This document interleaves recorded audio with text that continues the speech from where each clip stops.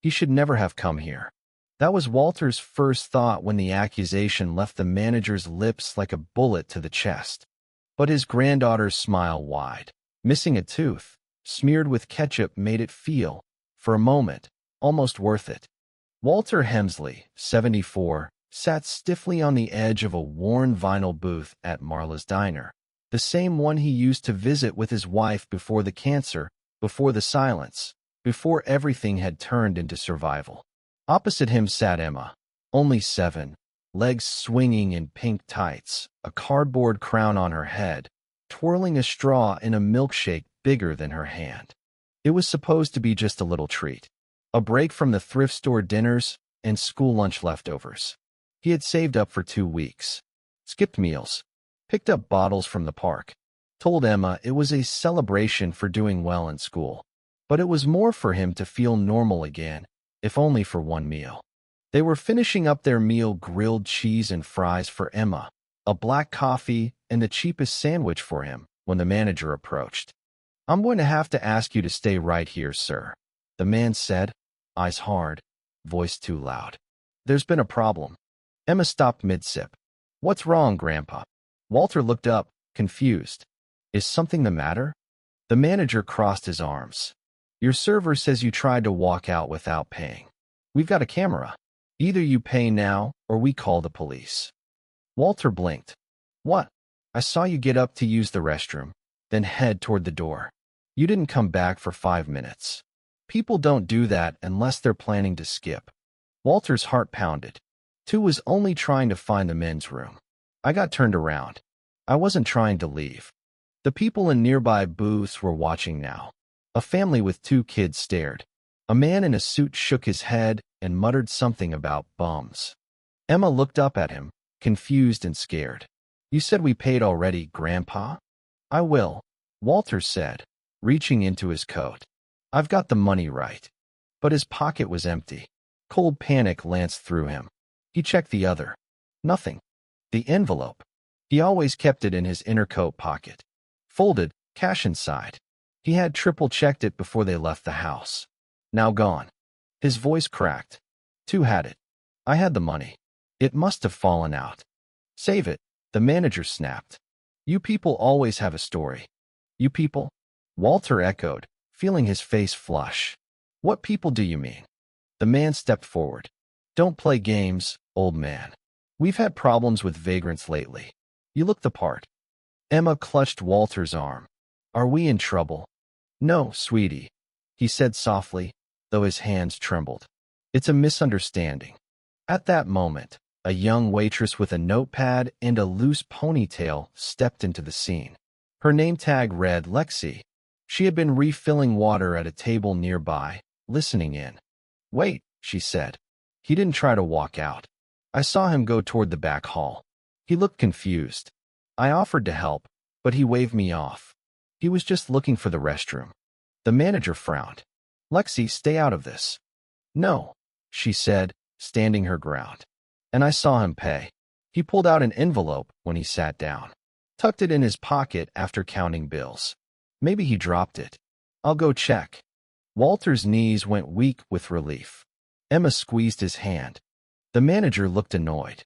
"Even if he dropped it, we're not running a charity here. We have rules."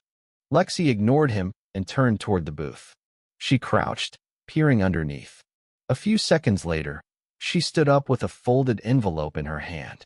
"This it?" she asked. Walter's voice cracked again.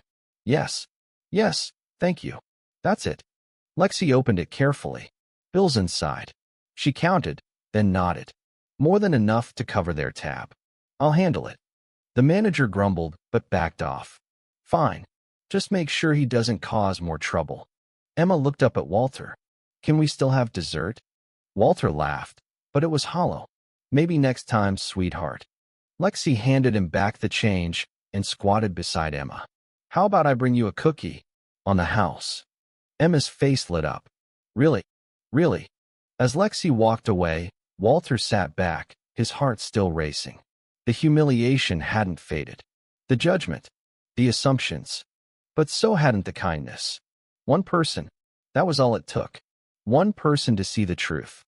He watched Lexi behind the counter, arguing quietly with the manager, likely on his behalf.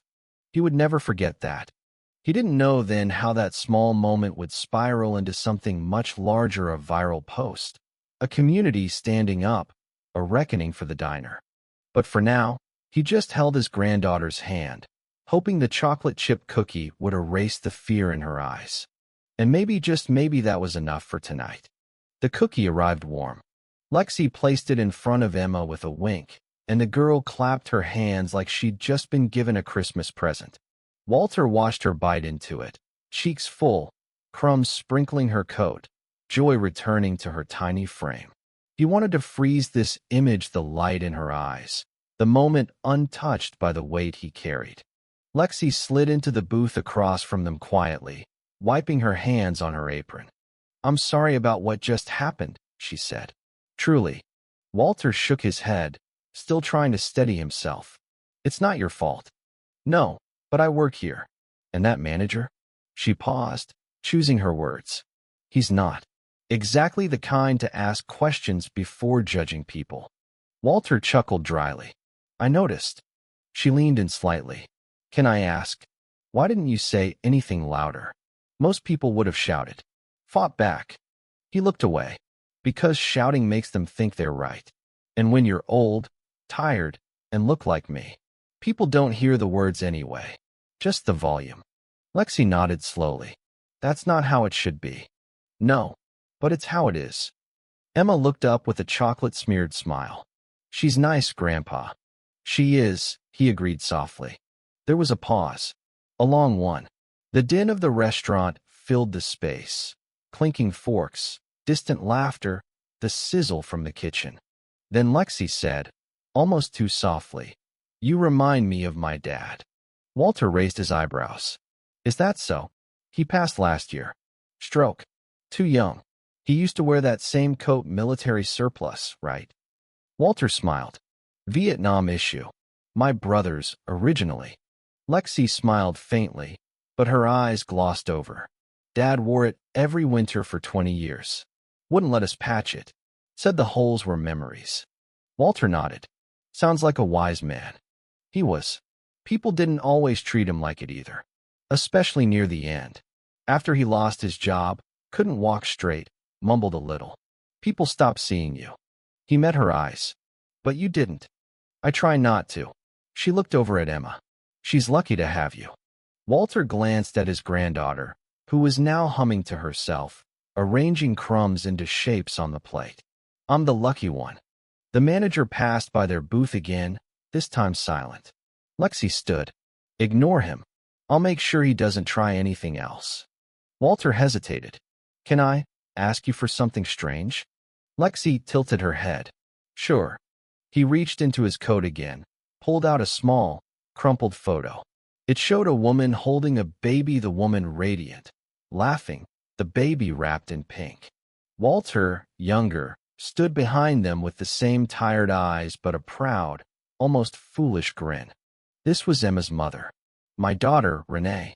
Lexi took it gently. "She's beautiful." "She was. Died 3 years ago. Car crash. The father wasn't in the picture, so, well, here we are."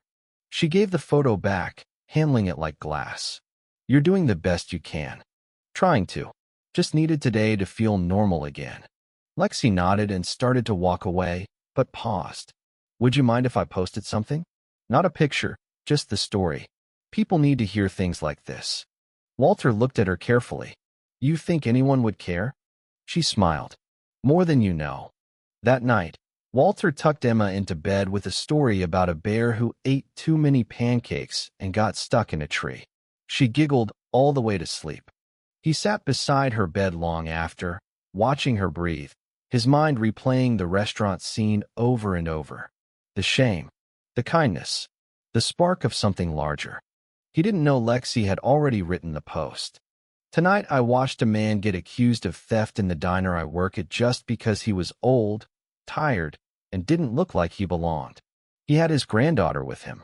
She was wearing a crown and smiling like it was the best day of her life. He lost his envelope of cash, probably all he had, and still he was calm, dignified. The manager called him a vagrant. I found the envelope under the booth. He'd paid. Every cent. His name is Walter, and he deserves better. By morning, the Post had 38,000 shares. 3 days later, Walter was recognized at the bus stop. "You're the guy," a woman in her 30s said, breathless. "From the diner." "From the Post." "The grandfather." Walter blinked. "I suppose I am." She took his hand and shook it firmly. "You handled that with more grace than most people I know. Thank you for standing tall."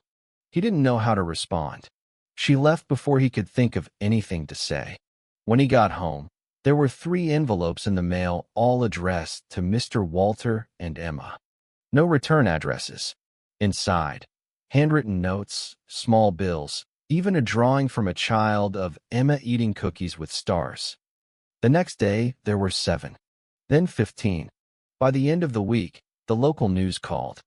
"Can you tell us what happened, Mr. Hemsley?" the reporter asked, kneeling beside him on the faded couch. Walter sat in his small apartment, the peeling paint, the cluttered corners, the shelf of old photo albums behind him. Emma curled beside him, playing quietly. "I didn't mean to cause a stir," he said simply. "I just wanted to take my granddaughter to lunch." The reporter smiled gently. "And you did. But now, your story's gone viral. Over 2 million views. What do you think people are responding to?" He thought for a moment. Maybe they're just tired. Tired of watching kindness get smaller while judgment gets louder. The reporter nodded. "And what would you say to the people who've sent you money? Letters? Support?" He looked into the camera. "Thank you.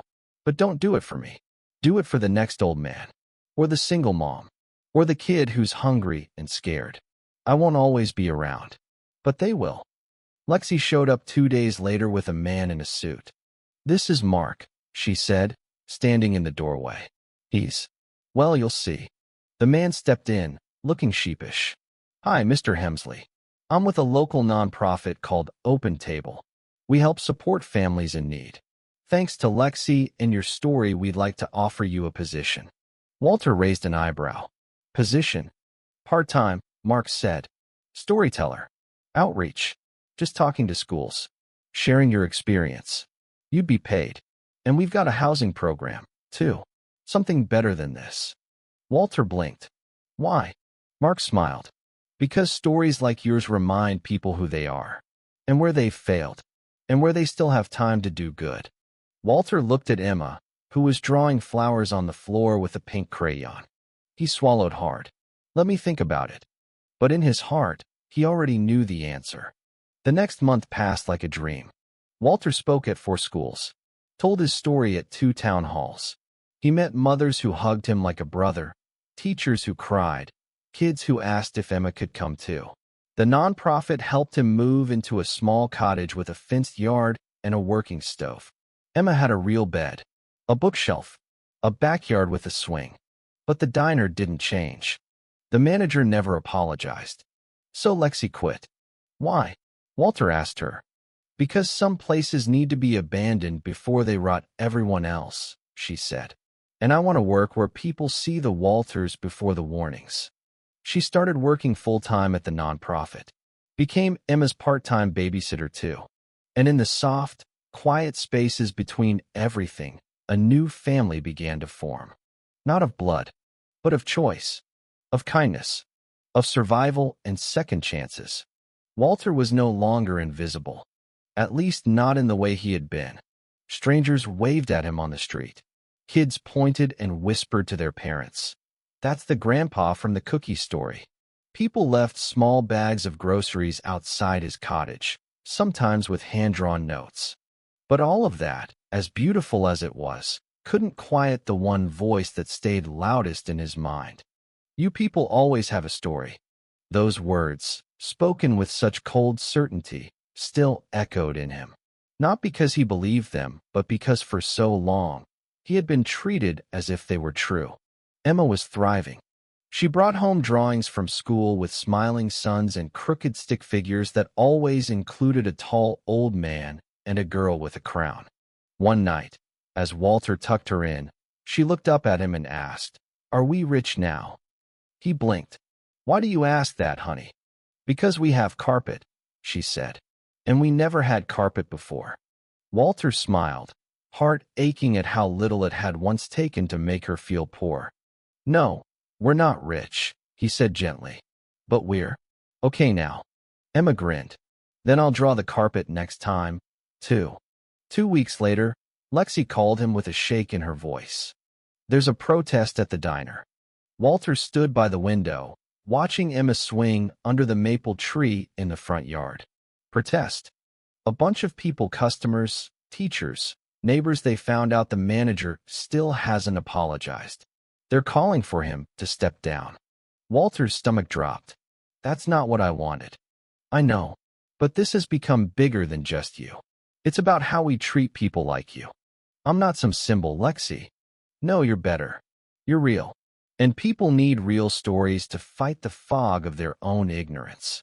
Against his instincts, Walter went down to the diner that afternoon. He stood on the sidewalk across the street, hands in his pockets, watching the small crowd gathered with handmade signs. See the person, not the poverty. We believe Walter. Dignity isn't a luxury. And then one sign caught his breath. It was held by a girl no older than Emma. If he was my grandpa, I'd want someone to stand up for him. He didn't notice Lexi walk up beside him until she touched his arm. You okay? Walter nodded slowly. I don't want them to burn the place down. They won't. But maybe they'll light a match under the conscience of the man who runs it. Walter crossed the street. The crowd quieted as he stepped forward. He didn't raise his voice, didn't call anyone out. He simply said, I came here because I was hungry. For food, yes, but also for peace. And maybe a memory or two I used to share in that booth with someone I loved. I didn't come here to fight, but if my story made you think even just once before judging someone who looks tired, then maybe it was worth the humiliation. Silence. Then applause, soft, respectful. Not roaring, not viral. Just human. That night, Walter sat on the porch with Lexi. I used to think being old meant disappearing, he said. Lexi looked out at the stars. And now I think it just means remembering better. Especially the pain. She turned to him. But also the beauty. He chuckled. That too. Though sometimes beauty shows up late. She sipped her tea. I think beauty always shows up late. It just waits for you to be quiet enough to see it. They sat in silence, the kind that didn't need filling. Emma's school held a family day the following week. Walter was nervous. It had been years since he'd been in a school. But when he walked in holding Emma's hand, her in a sparkly dress, him in his best coat, recently dry cleaned thanks to Lexi, the room lit up. Kids waved. Parents smiled. A teacher whispered, Thank you for coming, Mr. Hemsley. During Story Circle, Emma stood proudly and introduced him. This is my grandpa. He's brave and kind and buys me cookies. Laughter filled the room. Walter wiped his eyes. I'm very lucky, he said, because sometimes life gives you one last chance to get it right.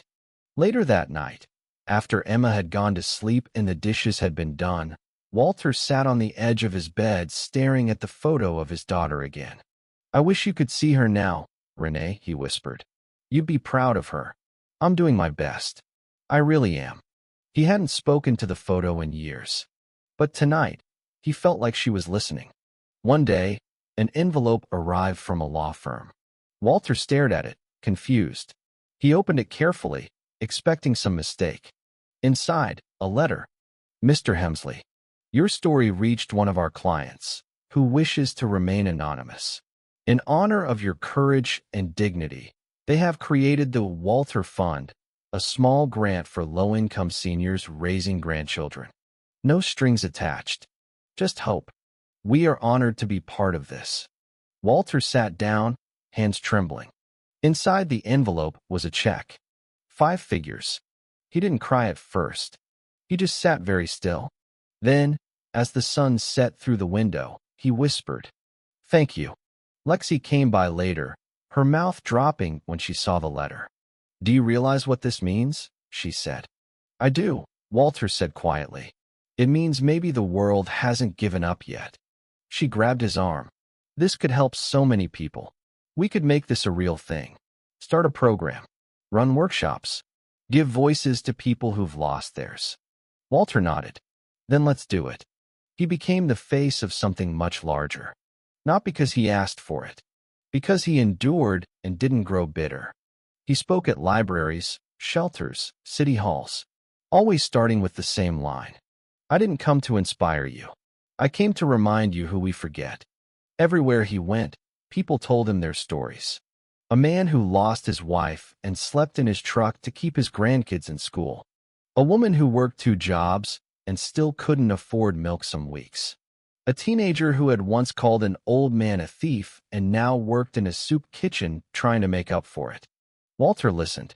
He never rushed, never judged, because once someone had done that for him. And in the quiet of each night, when the crowds were gone and the porch was still, he would hold Emma's tiny hand as she fell asleep and think, this isn't about going viral. This is about being seen and making sure no one else has to vanish to be remembered. Walter adjusted the collar of his coat as he sat outside the community center, watching people filter in older men in threadbare jackets, grandmothers with stooped backs leading curious little ones, volunteers carrying trays of donated muffins and thermoses of coffee. He couldn't believe how quickly it had grown. The Walter Fund was no longer just a check in the mail. It had become a local movement. Twice a month, the center hosted meetups for seniors raising grandchildren, a demographic that was often invisible, struggling alone, too proud to ask for help or too ashamed to admit how close to the edge they were. Now, they had somewhere to gather, somewhere to share stories, trade advice, find company and dignity. Inside, someone set up a microphone and a folding chair at the front of the room. Lexi walked over, clipboard in hand. You ready? Walter raised an eyebrow. To sit in a chair and talk about my life? I've done that for 74 years. Let's make it 75. She grinned. You're becoming quite the celebrity, you know. We got calls from 2 more cities asking if we'd consider expanding. He scoffed, but not unkindly. I'm just an old man who didn't yell when he was called a thief. No, she said, lowering her voice.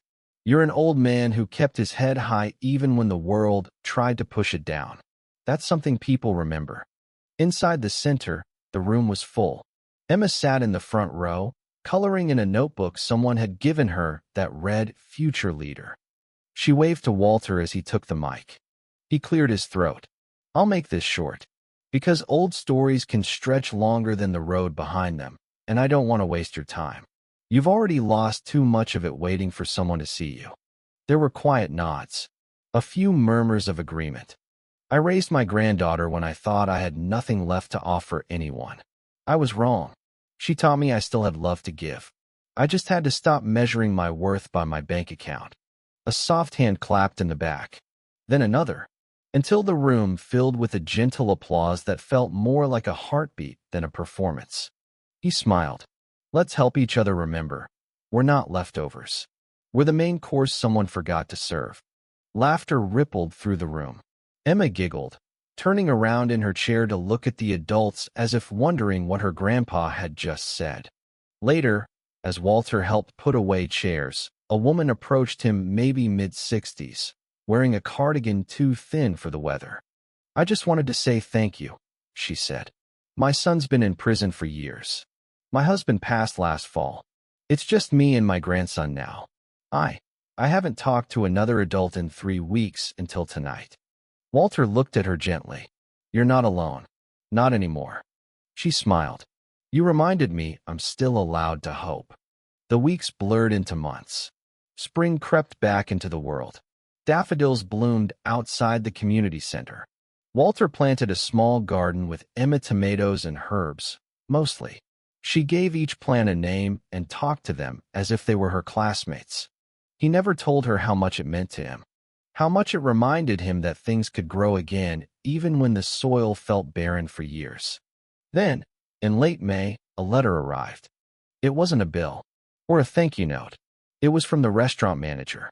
Lexi had dropped it in Walter's mailbox, unsure whether to open it or burn it. But Walter did open it, hands trembling slightly. Mr. Hemsley, I'm writing this not to excuse what I said that day, but because I've replayed it more times than I can admit. I looked at you, and I saw what I wanted to believe a problem. Someone trying to scam us. Someone easy to remove. You made me face something I didn't want to see in myself. And I'm sorry. I've stepped down from the diner. I'm taking time to learn, to listen. Thank you for your patience. And for your example. Sincerely, Martin Grant. Walter stared at the signature for a long time. He didn't smile, didn't rage, just folded the letter carefully and placed it in a small box under his bed, the same one where he kept the photo of Renee and now Emma's drawings. The next time he spoke at a school, he brought Emma with him. The children sat cross-legged on the floor, their eyes fixed on him as he told the story of the worst cookie and the best cookie he'd ever had. But why was it bad? A little boy asked. Because, Walter said, it came after someone made me feel small. And why was it good? Another child asked. Because someone else made me feel human again. He looked at Emma. She reminded me that no matter what people say about you, you get to choose what kind of person you'll be next. That summer, the city honored Walter and Lexi with a community service award. It was a small ceremony, a modest plaque, but Walter insisted Emma come on stage with him. He let her hold the plaque. She beamed at the audience like it was made of gold. Later that night, she asked, "Does this mean you're famous?" Walter chuckled. "No. It means I kept showing up when it was easier to go away." But not everything stayed simple. Some nights, he still woke up in a cold sweat, memories of that day in the diner clawing back into his dreams. It wasn't the shouting. It wasn't even the accusation. It was Emma's eyes. How confused they had looked. How scared. How quickly joy had turned to shame. He never wanted her to look that way again. So he began writing. Just a little each day. At first it was letters to Renee. Then poems. Then short reflections, printed on the back of the Walter Fun newsletters. People responded. "You put into words what I didn't know I'd been carrying. Your writing feels like someone leaving the porch light on. My mother read your story before she passed. She smiled for the first time in weeks." He wrote not because he wanted to be heard, but because people needed reminders of the truth. That dignity doesn't fade with age. That silence doesn't mean surrender. And that sometimes the smallest acts of grace ripple further than we can imagine. Summer passed like a dream that Walter was afraid to wake up from. For the first time in decades, his life wasn't just about surviving, it was about building. The house, modest as it was, had become a home. Emma's giggles echoed through the walls like wind chimes in July. The garden out back had exploded into green and red tomatoes everywhere, so many that Walter started leaving baskets of them on neighbors' porches with little notes that said, "From Walter and Emma, taste something grown with love." And still, the letters kept coming. From across the state. From strangers. From social workers. From other grandparents raising grandchildren. Each one different, but all carrying a similar ache of being overlooked, of doing too much with too little, of not knowing if tomorrow would be kind. Walter read every single one, by hand, even the ones that were barely legible, even the ones smudged with tears. Sometimes he answered them.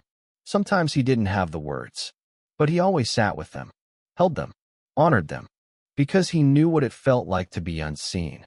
It was a Wednesday in early September when everything shifted again. Emma had just started second grade.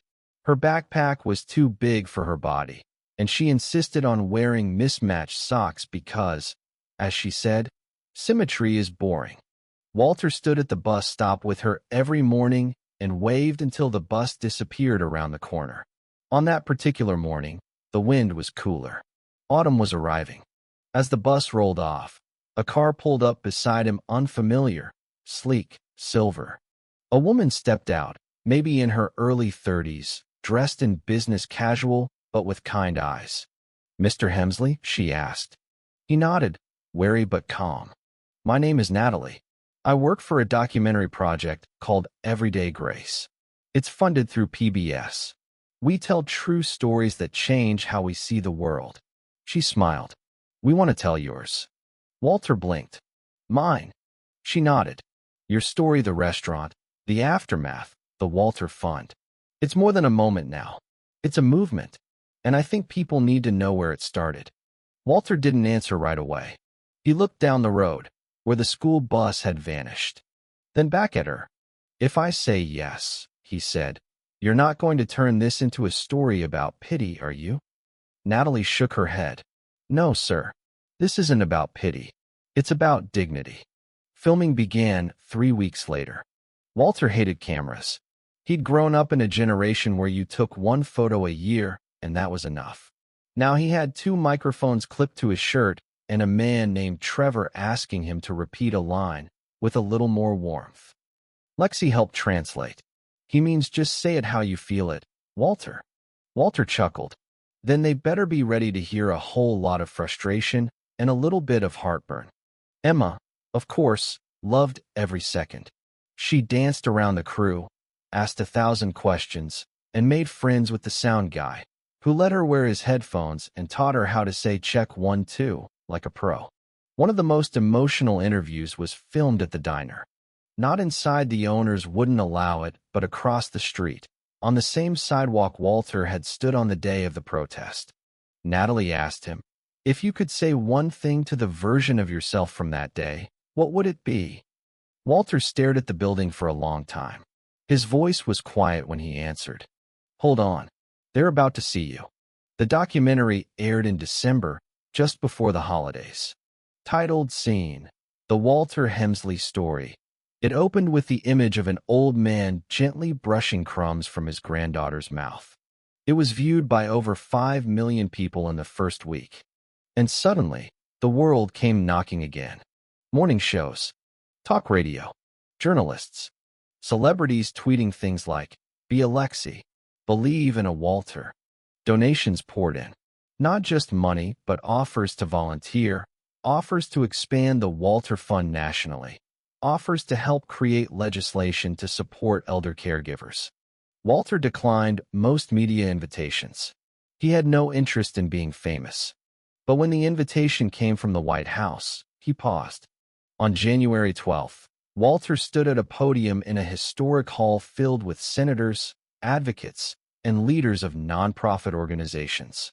Emma sat in the front row again, wearing a little blazer Lexi had picked out for her. Walter adjusted the mic. I'm not here because I saved anyone, he said. I'm here because someone saved me. A waitress.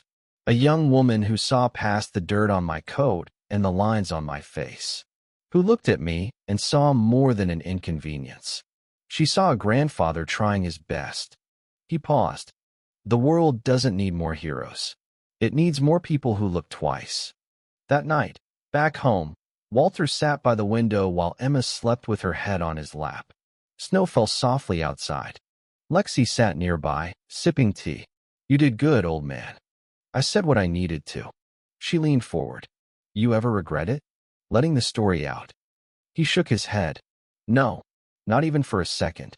She nodded. Then maybe it was meant to happen. Walter looked down at Emma, then out into the night.